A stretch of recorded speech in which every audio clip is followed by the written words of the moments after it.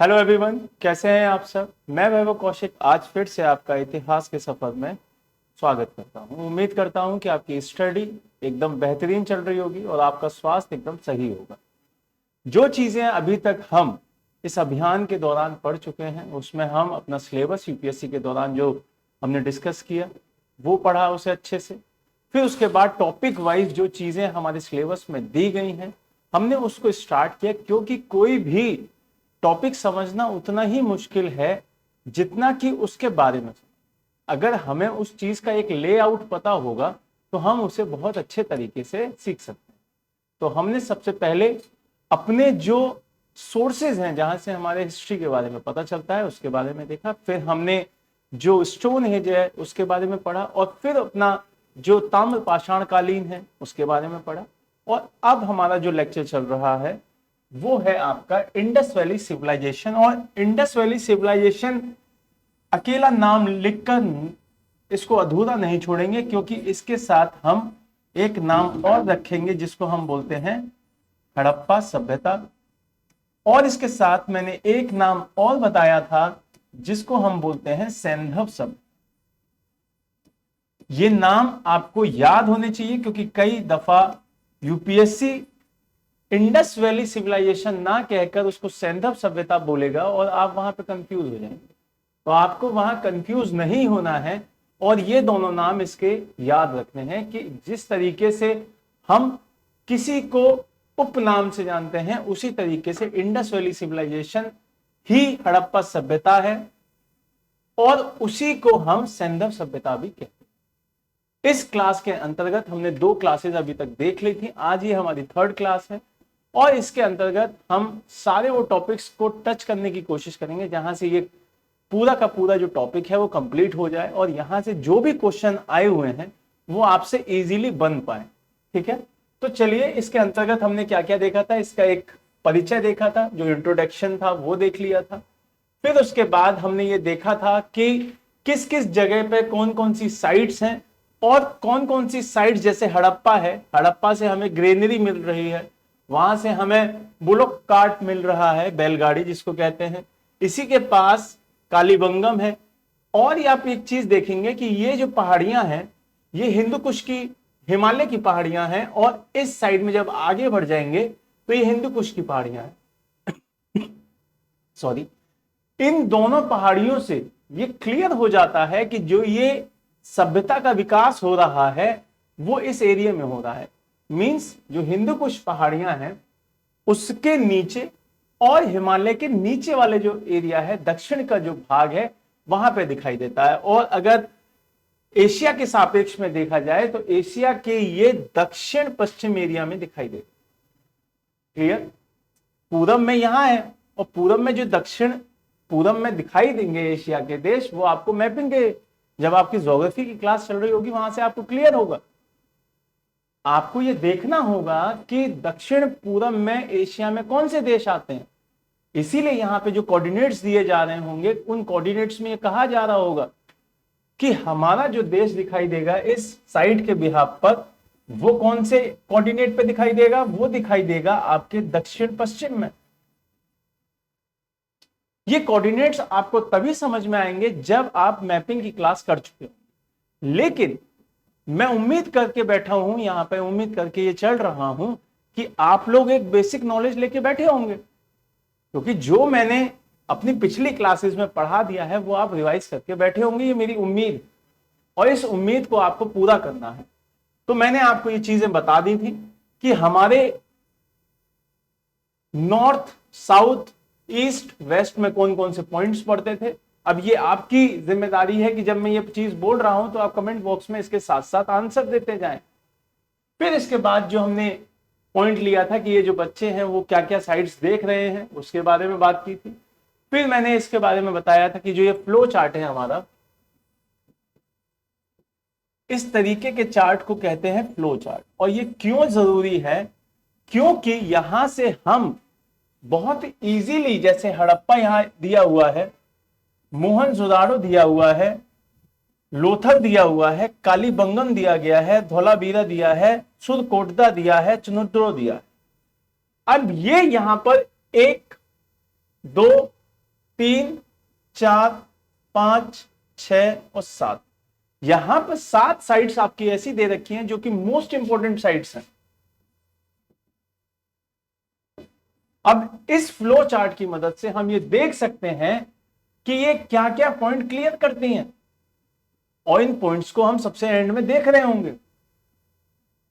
फिर उसके बाद हमने देखा कि हम अलग अलग अगर उन साइट्स के बारे में पढ़ें, उनके बारे में जानकारी लें, तो वो क्या क्या देती हैं। तो मैंने आपको एक कॉलम बनाने के लिए बोला था,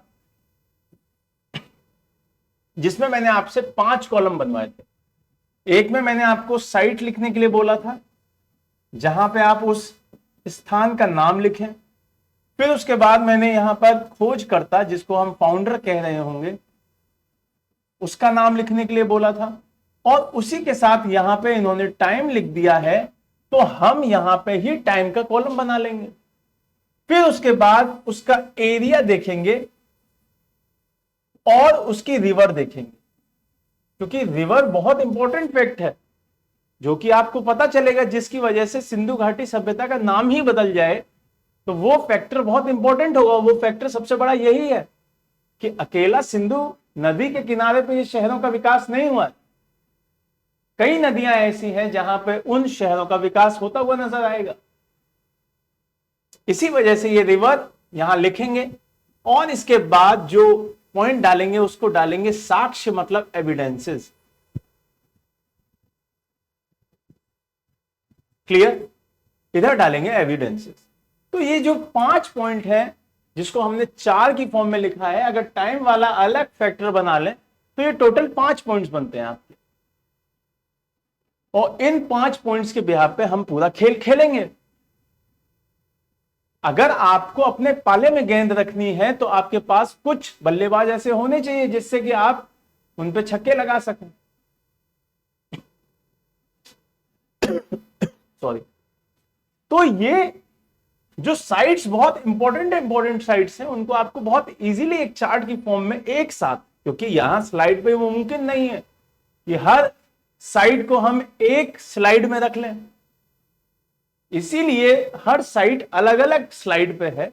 लेकिन आपसे ये उम्मीद की जा सकती है कि आप एक पेज लें, और उस पेज पर इस तरीके से आपका एक पेज होगा, उस पर आप इस तरीके से सिंधु घाटी डालें और अपने फ्लो चार्ट के तहत 1, 2, 3, 4 और ये 5 कॉलम्स बनाएं। अपने जितनी भी साइट्स आपको याद करनी है, उन साइट्स का नाम लिखें, क्योंकि यहां पे जितनी साइट्स बता दी जाएंगी वो बहुत इंपॉर्टेंट साइट्स हैं।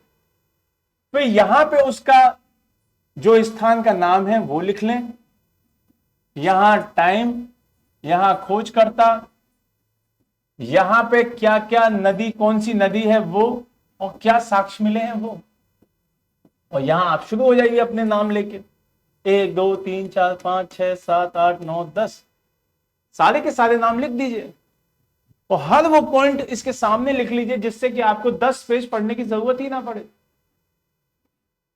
क्योंकि इस चार्ट के होने के बाद आपको सिर्फ और सिर्फ वो चीजें पढ़नी होंगी जो कि आपको दूसरे क्वेश्चंस में मदद करेंगी। जिस तरीके से मैंने आपको इस पॉइंट के बाद ये बताया कि किस तरीके से ये बात कब दिखाई दे रहा होगा। फिर मोहनजोदाड़ो के बारे में पढ़ चुके थे हम। फिर उस पॉइंट के बाद हमने ये देखा था कि ये बृहद स्नानागार मोहनजोदाड़ो में मिल रहा है। फिर इस पिक्चर को जानने के बाद हमने सुतकटंडोर देखा था, जो कि बलूचिस्तान में दिखाई दे रहा होगा। फिर चुनुद्रो देखा, फिर आमरी और कालीबंगम के बारे में जाना, फिर लोथल के बारे में जाना कि जहां से सबसे बड़ा डॉकयार्ड दिखाई दे रहा होगा, बंदरगाह। फिर हमने सुरकोटदा के बारे में जाना, बनावली के बारे में जाना, और बनावली वो जगह दिखाई दे रही होगी हरियाणा में जहां पर ये चीज पता चलती है कि जौ भी कुछ चीज हुआ करती थी, मन के बनाने के लिए चीजें दिखाई देंगी। फिर हमने धौलावीरा देखा था, धौलावीरा जो कच्छ के रण में दिखाई देता है। फिर हम आए थे सिंधु घाटी के चरणों पे। चरण मीन्स क्या होता है कि किस ऑर्डर में, पहले क्या था, फिर क्या हुआ और फिर क्या हुआ। तो ये 3 चरणों में दिखाई देगी चीज। और वो 3 चरण कौन से होंगे? पहला होगा प्रारंभिक, प्रारंभिक के बाद प्रारंभ, और फिर उत्तर हड़प्पाई। एक परिपक्व जो हड़प्पा काल दिखाई दे रहा होगा उसका टाइम पीरियड होगा 2600 से 1900, और ये कई कई जगह 1700 भी दिखाई देगा। तो यहां पे कंफ्यूज नहीं होना है आपको, ये चीज बहुत क्लियर रखनी है कि जो हमारा एक परिपक्व हड़प्पा काल है वो कहां पे है? 2600 से 1900 या 1700। ये चीज हमें क्लियर हो जानी चाहिए। उसके बाद हमने जो चीजें देखी कि हड़प्पा जो सभ्यता है वो किस किस तरीके से उसका इंट्रोडक्शन किया जाना चाहिए, किस किस तरीके से वो बनी। फिर उस बनने के बाद हमने ये देखा कि नगरीय योजना किस तरीके की थी और वहां पे किस तरीके के घर दिखाई दे रहे हैं। फिर हमने एग्रीकल्चर सिस्टम देखा वहां का, फिर हमने अर्थव्यवस्था देखी, इकोनॉमिकल जो सिस्टम था वहां का वो देखा। फिर इकोनॉमी के बाद जो शिल्प कला है वहां की वो देखी।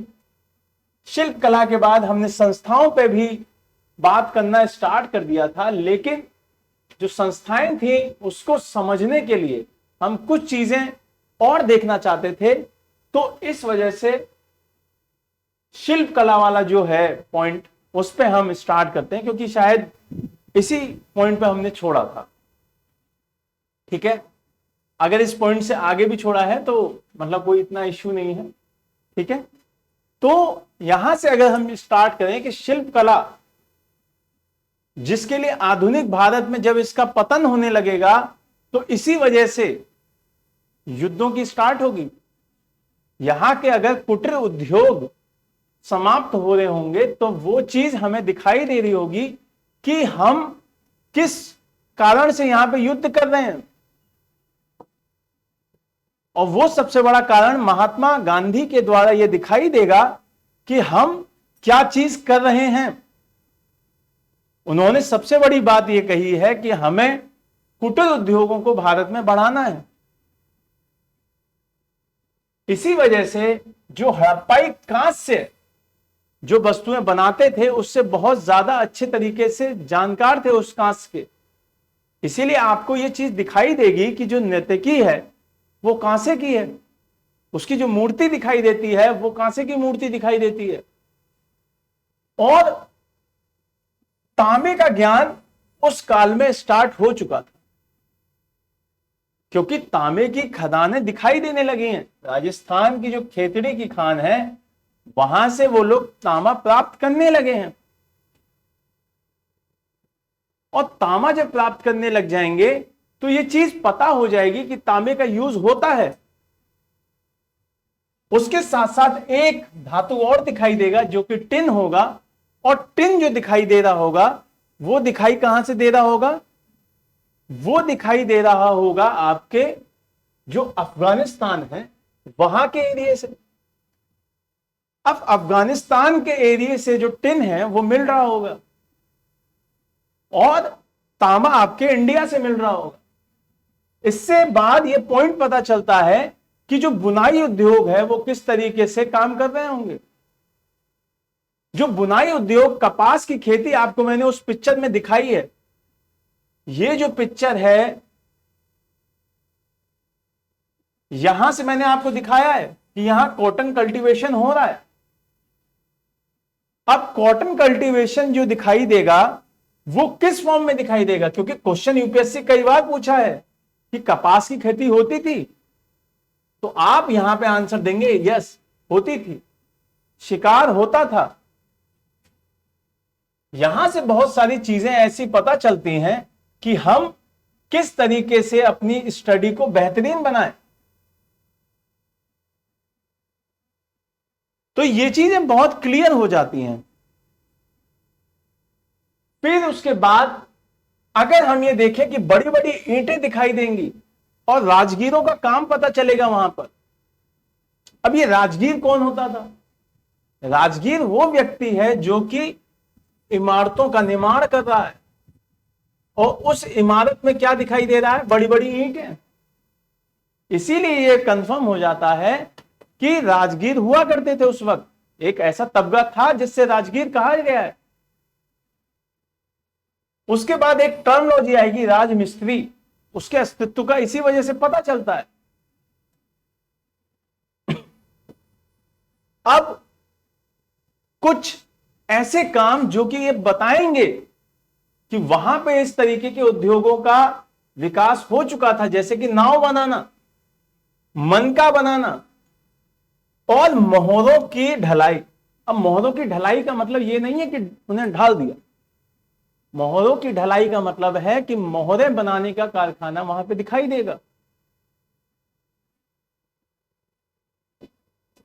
टेराकोटा एक शब्द दिखाई दे रहा होगा जिसकी मूर्तियों का निर्माण हड़प्पा सभ्यता में एक विशेषता दिखा रहा होगा, तो इसका मतलब टेराकोटा से वो लोग परिचित थे। क्वेश्चन यूपीएससी डायरेक्ट आपसे इस तरीके से नहीं पूछेगा, क्वेश्चन पूछेगा कि जिस नर्तकी का आप चित्र हड़प्पा काल में दिखाई देता है, वो नर्तकी का चित्र या मूर्ति किस धातु की बनी हुई है।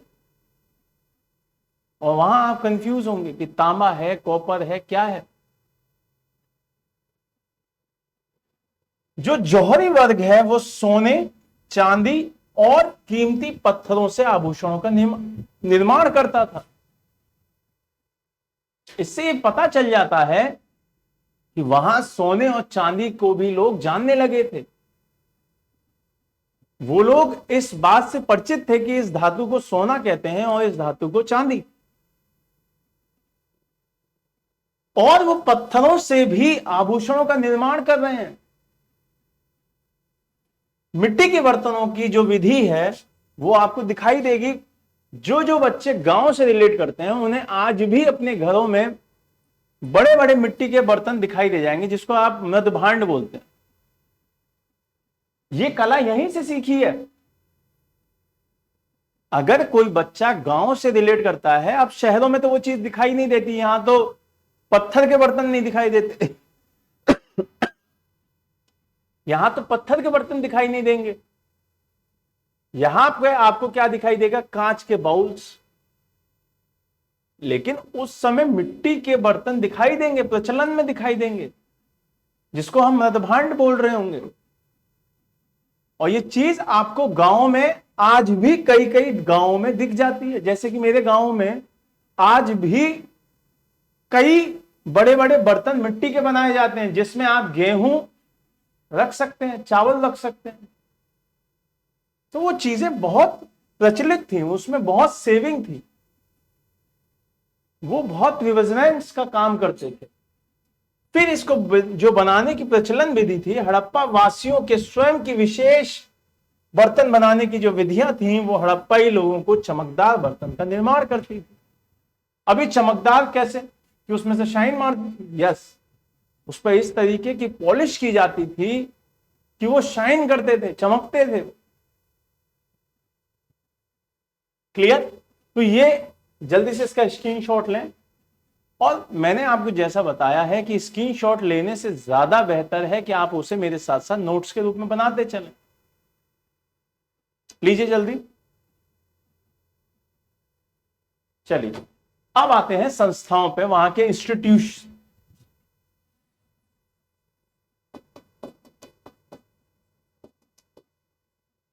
अब ये हमारे इंस्टीट्यूशंस हैं वहां के, कि वहां कौन कौन सी संस्थाएं काम करती। ठीक है, तो चलिए अब इस पॉइंट को देख लेते हैं। सिंधु घाटी सभ्यता से बहुत कम मात्रा में लिखित साक्ष्य मिले हैं, जिन्हें अभी तक पुरातात्विक वेदियों ने और शोध शास्त्रियों ने पढ़ा हो।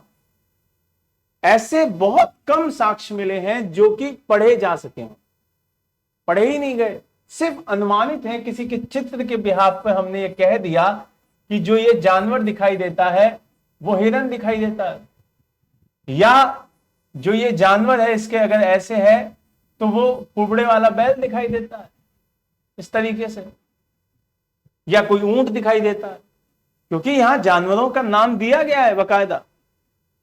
तो आपको ये पता होना चाहिए कि हमारे जो जानवर यहां दिखाई दे रहे हैं वो कौन कौन से जानवर दिखाई देते हैं। तो इन जो साक्ष्य मिले भी हैं, जो लिपियां मिली भी हैं, उस लिपि को अभी तक पढ़ा ही नहीं गया। तो इस वजह से वहां की पूर्णता जानकारी होना कि वो किस तरीके की सभ्यता थी, क्या क्या इंस्टीट्यूशन चल रहे थे, क्या क्या चीजें हो रही थी, वो बताना अभी बहुत मुश्किल है आज भी। एक परिमाण के अनुसार सिंधु घाटी सभ्यता राज्य और संस्थाओं की प्रकृति समझना काफी कठिनाइयों का कार्य है। अगला स्टेटमेंट आपको सीधे सीधे बोलता है कि एक, अगर रिजल्ट में देखें, हम उसके रिजल्ट की फॉर्म में देखें तो ये एक तरीके से नामुमकिन है कि वहां पे आप ये बता सकें कि राजा हुआ करता था, राज्य हुआ करता था, संस्थाएं हुआ करती थी। ये बताना बहुत मुश्किल हो जाता है। ये बताना इतना कठिन है कि आप ये क्लियर कर पाए कि वहां पे कौन सी संस्था थी, क्योंकि उसके साक्ष्य अभी तक नहीं मिले, और जो मिले भी हैं उसको हम पढ़ नहीं पाए हैं। तो ये बताना बहुत कठिन है। हड़प्पाई स्थलों पर किसी मंदिर का प्रमाण नहीं मिलता। यहां से क्लियर हो जाना चाहिए कि मंदिरों का अभी कोई कल्पना नहीं की गई है। ऐसी कोई बात नहीं की गई है कि हम मंदिरों में जाके पूजा किया करेंगे। टेंपल का कोई भी जिक्र नहीं है, वहां पे कोई साक्ष्य नहीं मिलता है। तो हम सीधे सीधे जिसकी भी पूजा कर रहे होंगे उसको सीधे सीधे डायरेक्ट पूजा कर रहे होंगे। अगर हम उस वृक्ष वाली देवी की पूजा कर रहे हैं जिसकी गर्भ से पेड़ निकल रहा है, तो हम उसका मंदिर नहीं बना रहे हैं, उसको उसी फॉर्म में पूजा कर रहे हैं। अंत हड़प्पा सभ्यता में पुजारियों का भी अस्तित्व नहीं दिखाई देता। अब पुजारियों का अस्तित्व इसलिए नहीं दिखाई देता है क्योंकि अगर सीधे सीधे मंदिर आते हैं तो उसमें मंदिर की जो भी कर्मकांड होंगे, जो भी पूजा पाठ होगी, वो करने के लिए एक व्यक्ति होगा जिसका नाम पुजारी होगा। अब जब मंदिर ही नहीं है तो पुजारी किस चीज का? जब क्लास ही नहीं होगी तो टीचर किस चीज का? तो क्लास का होना जरूरी है अगर टीचर का होना जरूरी होगा तो। इसी वजह से जब मंदिर नहीं दिखाई दे रहे होंगे तो पुजारी नहीं दिखाई दे रहा होगा।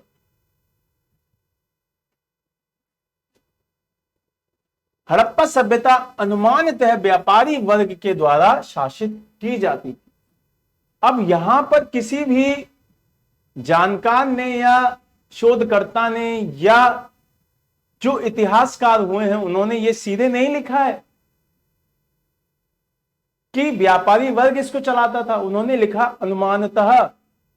आप भी जब मेंस का आंसर लिखें कि हड़प्पा सभ्यता का संस्थाएं किस तरीके से काम करती थी बतलाएं, और उसमें आप जब बतलाएंगे तो अनुमानतः लगाना जरूरी है। जब आपको मेंस की राइटिंग करवाई जा रही होगी, आंसर राइटिंग जब करवाई जा रही होगी, तो उसमें बताया जाएगा किस तरीके से आपको आंसर लिखने हैं, और उम्मीद है कि आपको 1-2 दिन बाद स्टार्ट करवा दी जाएगी वो चीज। जब आप मिडाइवल में आ चुके होंगे तो आपको वहां से आंसर लिखना बहुत जरूरी हो जाएगा, क्योंकि वहां से स्टार्ट हो जाते हैं आंसर। तो यहां से ये चीज दिखाई दे रही होगी कि अनुमानतः व्यापारी वर्ग इस पर शासन कर रहा होगा, क्योंकि यही लोग व्यापार करते हैं, वो इन्हीं के पास शक्तियां हैं। अगर हम हड़प्पा सभ्यता में शक्तियों के केंद्रण की बात करें तो जो पुरातात्विक अभिलेख हैं उसमें कोई भी ठोस जानकारी नहीं मिलती है। तो इस तरीके की कोई भी ऐसी ठोस जानकारी जिसके बिहार पर हम कह सके कि हाँ भाई ये हुआ करता था, ऐसा नहीं है। कुछ पुरातात्विक वेदियों की राय में हड़प्पा सभ्यता में कोई शासन वर्ग नहीं था तथा समाज के हर व्यक्ति को समान दर्जा प्राप्त था। यहां से क्लियर हो जाता है कि जो समाज है उसके सभी व्यक्तियों को एक बराबर पावर्स थी, एक बराबर उसको अधिकार थे। क्लियर?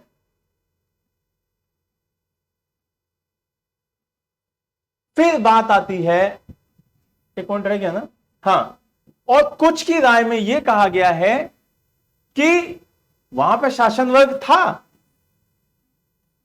तो इस वजह से हम सीधे सीधे एक बात कह सकते हैं कि कोई भी इतिहासकार सॉलिड वे में ये नहीं कह सकता कि यहां पे कोई शासक वर्ग था या नहीं था। जब वो लोग नहीं कह पा रहे तो हम किस तरीके से ये पॉइंट रख पाएंगे कि हाँ भाई था। तो इसलिए उस बारे में नहीं जाना है कि था या नहीं था, बस आपको अनुमानतः लगा के दोनों वर्गों की बात लिख देनी है। क्लियर? तो ये हो गई आपकी संस्थाओं की बात। अब इसके बाद चलते हैं धर्म के ऊपर, जो कि कहलाता है रिलीजन। ठीक, तो रिलीजन में हम ये जो चीज देख रहे होंगे कि जो धर्म है वो किस तरीके का धर्म होगा, किस तरीके की बात होगी। तो यहां पे टेराकोटा की लघु मूर्तियों पर एक महिला दिखाई देती है, उसका चित्र दिखाई देता है, जिसमें एक लघु मूर्ति मीन्स छोटी मूर्ति में महिला के गर्भ से उगते हुए पौधे को दर्शाया गया है। अब यहां से एक लेडी ऐसी दिखाई दे रही होगी कि जिसके पेट से एक गर्भ, जिसको हम बोलते हैं गर्भ से एक पौधे की उत्पत्ति दिखाई देगी, और इसी पौधे की उत्पत्ति जिसके पेट से दिखाई दे रही है उसी को वहां के लोग पूज रहे होंगे।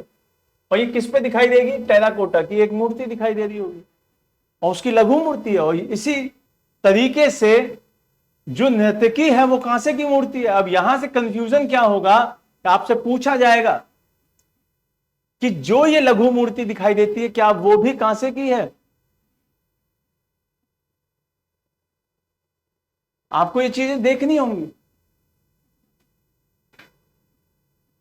आपको ये बहुत क्लियर रहना चाहिए कि किस तरीके से आप ये चीज बता पाए।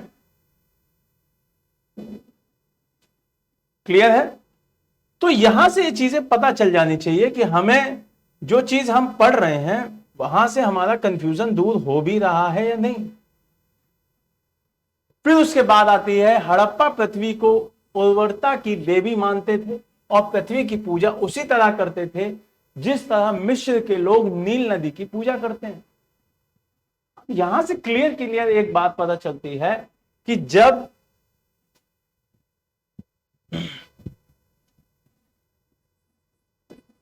हड़प्पा के लोग क्या कर रहे हैं? पृथ्वी की पूजा कर रहे हैं। अब पृथ्वी की पूजा करने का मतलब जमीन की पूजा कर रहे हैं, और जमीन की पूजा करने का मतलब उस मातृ देवी की पूजा कर रहे हैं जिसके पेट से पौधे उगल रहे हैं। इसका मतलब जमीन की पूजा कर रहे हैं। उसी तरीके से मिस्र में यह दिखाई दे रहा होगा कि वहां के लोग नील नदी की पूजा कर रहे हैं, और नील नदी का मतलब है पानी की पूजा कर रहे हैं, मतलब जल की पूजा कर रहे हैं। और जल की पूजा करने का मतलब है कि ये दोनों ही लोग किसकी पूजा कर रहे हैं? प्रकृति की पूजा कर रहे हैं।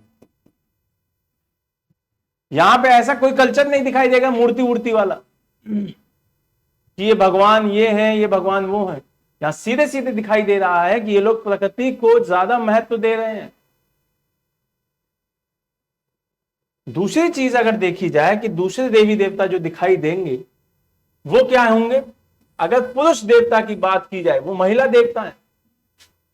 पुरुष देवता की बात की जाए तो मोहरों पर 3 श्रंखी चित्र पाए गए हैं जो कि एक योगी की मुद्रा में बैठे हुए हैं। किसकी मुद्रा में? योगी की मुद्रा में बैठे हुए एक देवता दिखाई दे रहा होगा आपको जो योगी की मुद्रा में, जैसे फोटो में देखा था। देवता के एक तरफ हाथी बना हुआ। अब यहां से बहुत इंपॉर्टेंट चीज स्टार्ट हो जाती है। यहां से पूछा जाएगा कि वो कौन कौन से जानवर हैं जो योगी की मुद्रा के पास, जो उस फोटो के पास दिखाई देते हैं। तो वो एक हाथी है, एक तरफ बाघ है, एक तरफ गैंडा है। ये तीनों अलग अलग साइड में दिखाई देंगे आपको, तथा उनके सिंहासन के पीछे भैंसा दिखाई देगा। मतलब 1 2 3 और पीछे भैंसा। फिर उस चित्र के जो पैर हैं उसके पास 2 हिरन दिखाई देते हैं, पैरों के पास हिरन हो गए। और चित्रित जो भगवान की मूर्ति है उसको हम क्या बोल रहे होंगे? पशुपतिनाथ महादेव। क्या नाम दिया होगा? पशुपतिनाथ महादेव की संज्ञा दी गई है। यहां से पशुपतिनाथ का नाम आता है। यहां से पता चलता है कि एक पुरुष देवता है जिसका नाम पशुपति नाथ है, और उसके चित्र के आसपास हाथी दिखाई दे रहा होगा, एक तरफ बाघ दिखाई दे रहा होगा, एक तरफ भैंसा दिखाई दे रहा होगा, और एक तरफ आपका गैंडा दिखाई दे रहा होगा, और पैरों में 2 हिरन दिखाई दे रहे हैं।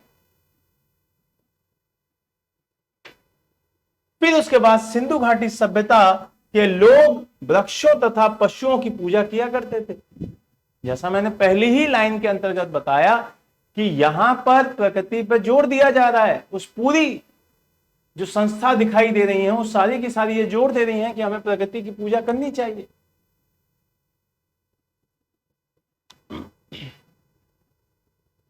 अनेक पत्थरों पर लिंग तथा स्त्री जनन अंगों के चित्र पाए गए हैं।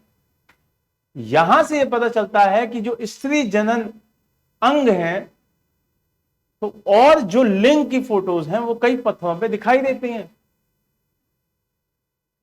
सिंधु घाटी सभ्यता में सबसे महत्वपूर्ण पशु एक सींग वाला गैंडा है तथा दूसरा महत्वपूर्ण पशु कुबड़ वाला सांड है। जैसा कि मैंने आपको स्टार्टिंग में ही एक फोटोज दिखाई थी जो कि थंबनेल भी था, ये एक सींग वाला गैंडा और कुबड़ वाला बैल, ये दोनों ही आपको दिखाई दे रहे हैं। ये चीजें आपको बहुत क्लियर समझ में आनी चाहिए कि हम जो जानवर पढ़े हैं क्या वो हमारे इंपॉर्टेंट जानवर हैं। अत्यधिक मात्रा में ताबीज भी पाए जाते हैं, तो ताबीजों की वहां कॉन्सेप्ट चलती थी, ताबीजों की कॉन्सेप्ट वहां चलती है, दिखाई देती है। क्लियर? इतनी बात क्लियर हुई हो तो मैं इसको साफ कर देता हूं और एक जल्दी से स्क्रीनशॉट लें।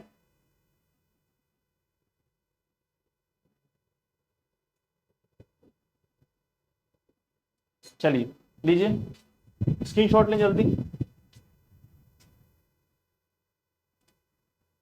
आगे बढ़े।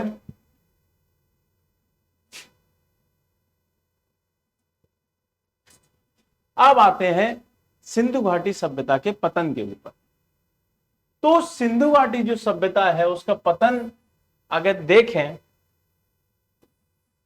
तो पतन का मतलब ये नहीं होता कि एकदम समाप्त हो जाए। पतन का मतलब होता है एक टाइम पीरियड में समाप्त होती है, जैसा कि हमने 3rd चरण में पढ़ा है। जब 1900 का टाइम पीरियड, ईसा पूर्व का टाइम पीरियड है, उसके बाद ये चीज दिखाई देती है। सिंधु घाटी सभ्यता का लगभग 1800 ईसा पूर्व में पतन हो गया था।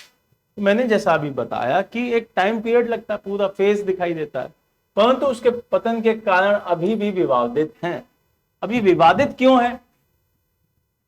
क्योंकि कोई भी सभ्यता अगर पूरी तरीके से समाप्त हो गई तो इसका मतलब कोई ना कोई ऐसी चीज हुई होगी जो कि बहुत ही ज्यादा हैजार्डस हुई होगी, बहुत ही ज्यादा खतरनाक हुई होगी। तो कुछ सिद्धांत ये कहते हैं कि इंडो यूरोपियन जो जनजातियां हैं, जैसे आर्यों ने सिंधु घाटी सभ्यता पर आक्रमण किया तथा उसे हरा दिया।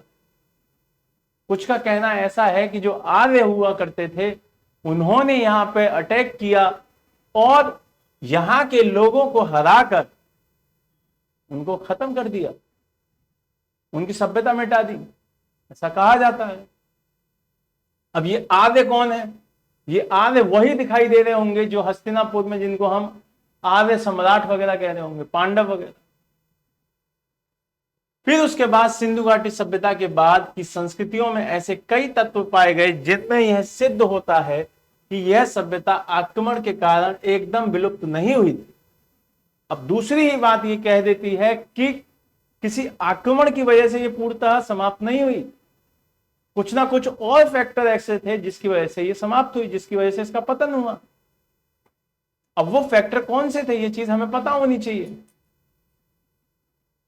तो जब हम ये देखेंगे कि यह सभ्यता आक्रमण की वजह से नहीं समाप्त हुई, तो दूसरी तरफ ये बहुत सारे ऐसे इतिहासकार होंगे जो सिंधु घाटी सभ्यता के पतन के कारण प्रकृति की वजह से मानते होंगे कि कुछ ना कुछ ऐसा हुआ, क्योंकि ये उस एरिया में दिखाई दे रहे हैं जहां पे पहाड़ों की, नदियों की उपलब्धता बहुत ज्यादा है। हिंदू कुश से नीचे दिखाई दे रहे हैं, हिमालय से नीचे दिखाई दे रहे हैं।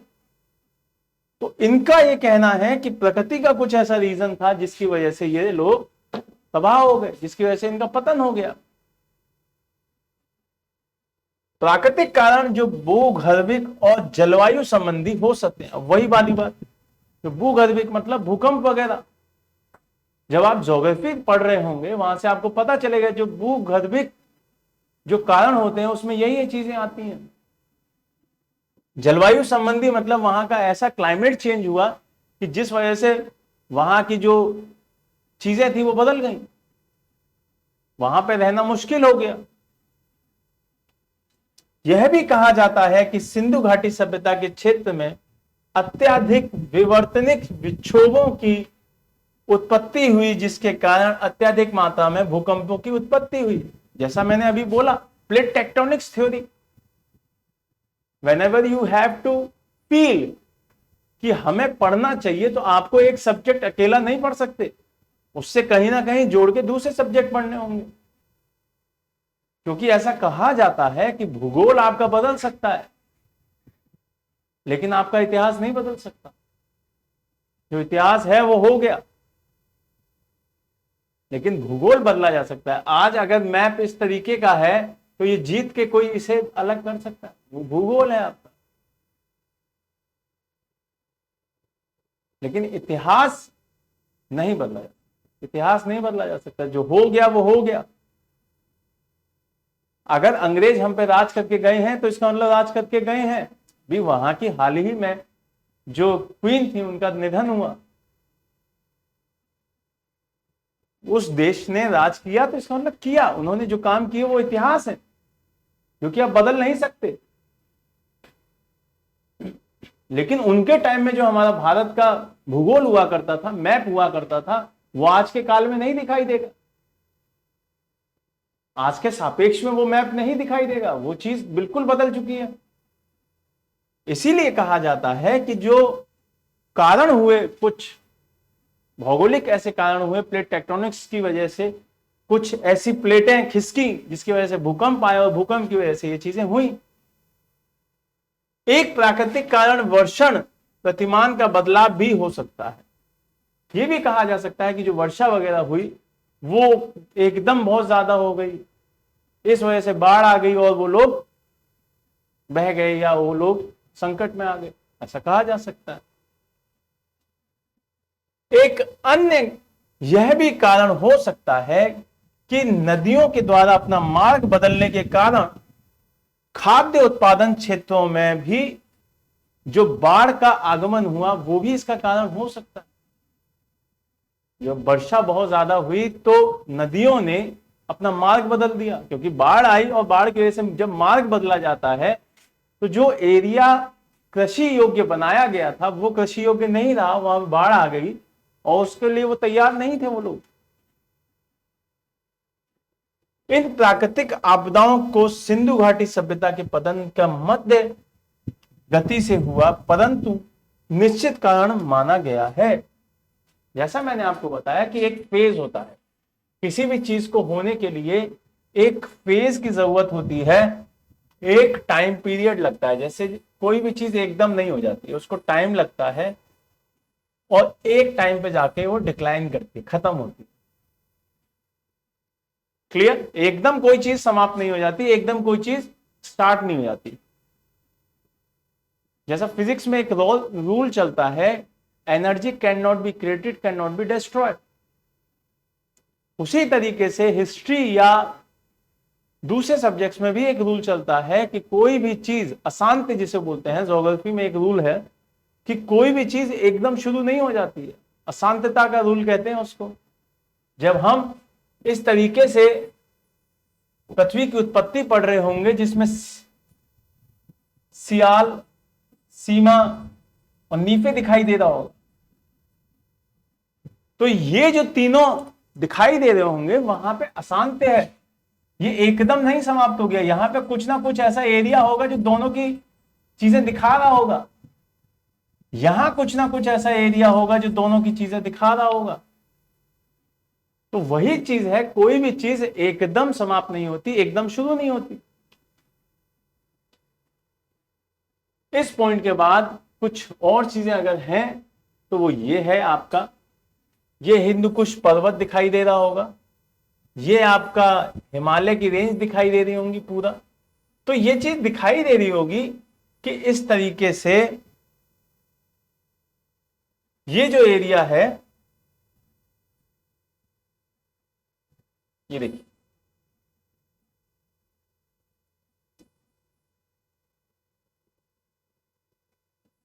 अगर मैं इस एरिया को शो करूं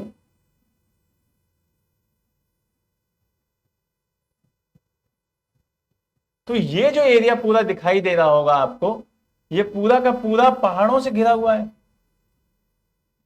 जिसमें हिंदू कुश और हिमालय की रेंज दिखाई दे रही होंगी। तो इसके पतन का सबसे बड़ा कारण जो दिखाई देगा वो यही दिखाई दे रहा होगा कि प्लेट टेक्टोनिक्स, प्लेटों का हिलना, प्लेटों का आपस में टकराना, जिसकी वजह से क्या आए, जिसकी वजह से भूकंप आए। दूसरा जो चीज आपको दिखाई दे रही होगी वो चीज ये दिखाई दे रही होगी कि यहां पे कुछ नदियां हैं, ये नदियां हैं, और इन नदियों में बारिश बहुत ज्यादा हुई। इसकी वजह से क्या हुआ कि जब नदियां इस तरीके से बह रही हैं तो इनमें बारिश बहुत ज्यादा हो रही है। क्या बहुत ज्यादा हो रहा है, बारिश बहुत ज्यादा हुई और इन नदियों का फ्लो ज्यादा हो गया, इनका फ्लो क्या हो गया, बहुत ज्यादा हो गया, और जो कृषि वाला एरिया था उस पर भी इन्होंने रास्ता बदल दिया। और रास्ता बदलने की वजह से वो लोग क्या किए कि उनके कृषि का जब संसाधन ही खत्म हो गया तो वो वहां से पलायन करेंगे या उनका पतन होगा। ये चीजें दिखाई देती हैं, ये चीजें आपको हर चीज मैप से लेके चलनी चाहिए कि यहां पे जो माउंटेन्स हैं, यहां पे जो रिवर है, उसकी वजह से ये चीजें हमें पता चल रही होंगी। तो ये चीज समझ में आई हो तो हम फिर लास्ट में अपनी एक ही चीज करेंगे, अपने मैप पे चलते हैं और उसमें देखते हैं कि हम चीजों को क्या क्या कर सकते थे, क्या क्या हमने कर लिया। ठीक, अब यहां से अगर कुछ चीज हम देखें तो लास्ट में बस इस पूरी क्लास का एक ही अंत होगा कि हमने पतन देख लिया, कृषि देख ली, संस्थाएं देख ली, उसके बाद धर्म के बारे में देख लिया, उसके क्या क्या उद्योग थे उनके बारे में देख लिया, कैसी स्ट्रक्चर थी कि वो देख लिया, कि समकोण पे शहर बसे हुए थे, सब कुछ देखा। बस अब लास्ट में एक चीज है आपके सामने, कुछ साइट्स हैं ये जो कि किस तरीके से बसी हुई हैं, आपको ये अपने मन में एकदम उतार लेनी है कि किस तरीके से शहर की फॉर्मेशन थी। उससे आप एकदम याद हो जाएगा कि कौन सा शहर कहां पे पड़ता था। ठीक है, तो एक बार इन शहरों को देख लीजिए। पहला शहर है आपका ये, एक सेकंड, ये शहर है आपका हड़प्पा। क्लियर। फिर उसी के नीचे आपको एक शहर दिखाई देगा कालीबंगम, और इसके जब आप यहां पे आ जाएंगे तो यहां पे एक शहर दिखाई देगा आपको जिसको हम बोलेंगे आलमगीरपुर।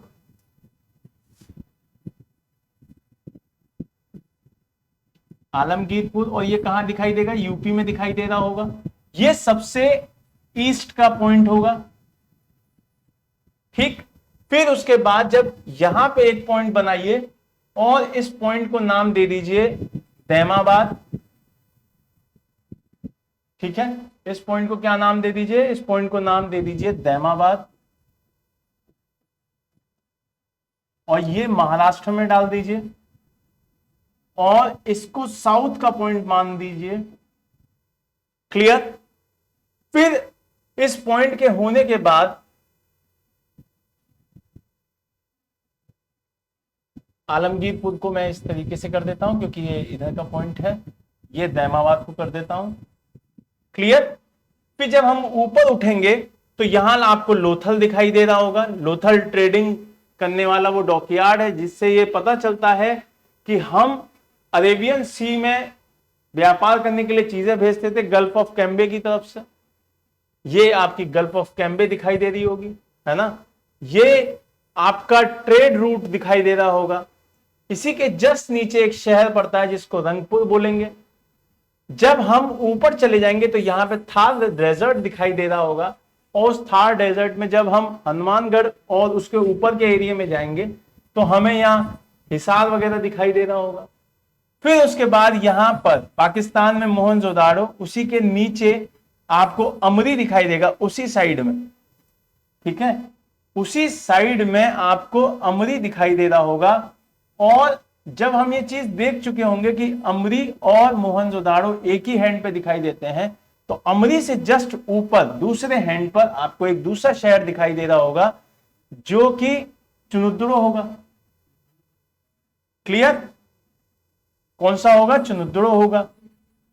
यहां से जब आप वेस्ट में चले जाएंगे तो एक शहर दिखाई देगा जिसका नाम होगा सुतकहंडोर, जो कि बलूचिस्तान के बॉर्डर पे दिखाई देता होगा। अब मोहनजोदाड़ो से जो बहुत इंपॉर्टेंट चीजें मिली हैं तो वो कौन सी हैं? द ग्रेट बाथ मिला है।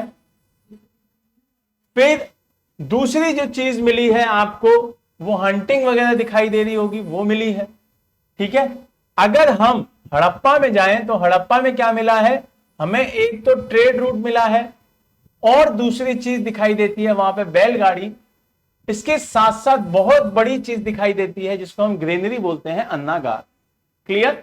तो ये चीजें पता चल जानी चाहिए। ट्रेडिंग मिली है हमें आपके लोथल से, तो ये चीजें हमें अपने बहुत क्लियर पता होनी चाहिए। अब जैसे पूरे के पूरे बीच में आपको दिया हुआ है कॉटन कल्टीवेशन। अब कॉटन कल्टीवेशन कैसे होगा? कॉटन कल्टीवेशन आपको बीचों बीच इसलिए दिया गया है क्योंकि ये पूरे हड़प्पा की सभ्यता के बारे में बताता है। यहां पे रिवर इंडस इसलिए मेन दिखाई गई है क्योंकि इसके किनारे पे शहर बसे हुए हैं। तो आपको मैप में और जूम करके दिखाया जाए तो हर एक चीज क्लियर हो जानी चाहिए, ठीक है। तो ये हमारी पूरी क्लास रही आज की, और उम्मीद करता हूं कि आपको बहुत अच्छे से ये चीजें समझ में आ गई होंगी, बहुत अच्छे से ये चीजें आपको क्लियर हो गई होंगी। तो घर पे रह के इस पूरी तीनों क्लासेस को देखिए। इसके बाद जो भी इस टॉपिक से जुड़े हुए क्वेश्चन है उसको हम अगली क्लास में खत्म करेंगे जल्दी से, और उनसे जुड़े हुए सारे जितने भी फैक्ट्स होंगे वो मैं एक बार और रिवाइज करा दूंगा आपके। लेकिन मेरी तरफ से ये टॉपिक एक प्रीलिम्स के हिसाब से पूर्ण हो चुका है। मेंस के हिसाब से इसमें से जो क्वेश्चंस बनेंगे मैं आपको अगली क्लास में उसको कंप्लीट करा दूंगा। आप उसके पॉइंट्स एक बार अच्छे से पढ़ लें, तीनों क्लासेस को। सारे के सारे क्वेश्चंस प्रीलिम्स प्लस मेंस, वो सारे क्वेश्चन उम्मीद करूंगा कि वो बन जाए, ठीक है। तो जल्दी से जल्दी इन तीनों क्लासेस को देखें, और जो पिछले टॉपिक्स की भी क्लास है उनको भी देखें। घर पे रहें, सुरक्षित रहें, पढ़ते रहें। जय हिंद, जय भारत।